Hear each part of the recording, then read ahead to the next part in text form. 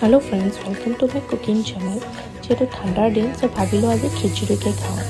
গোটেইখিনি যোগাৰ কৰি লৈছোঁ, জহা চাউল, মচুৰ দালি, মগুৰ দালি, আদা নহৰু, এইফালে বিলাহী, আলু।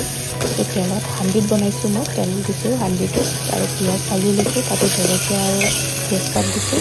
সেইখিনি ভজা হোৱাৰ পিছত তাতে মই বিলাহী আৰু আলুখিনিও দি দিছোঁ, দি অকল নিমখ আৰু হালধি দিছোঁ। দিয়াৰ পিছত ভালদৰে ভাজি লৈ তাতে মই চাউল আৰু দালিখিনি দি দিছোঁ, দি অলপ গৰম পানী দিছোঁ। ভাল এটা যেতিয়া বইল অহাৰ পিছত মই দিনত বনোৱা চিকেনৰ তৰকাৰীখিনি তাতে ঢালি দিওঁ। চিকেন দিলে খিচিৰিটো আৰু বেছি টেষ্ট হয়। দিয়াৰ পিছত 10-15 মিনিট পিছত মোৰ খিচিৰি ৰেডি। তাতে অকণমান ঘি দি দিছোঁ, টেষ্টটো আৰু অলপ বাঢ়িবৰ কাৰণে। এয়া ৰেডি মোৰ খিচিৰি। কেনেকুৱা পালে জনাব, আপোনালোকেও ট্ৰাই কৰিব। Thank U.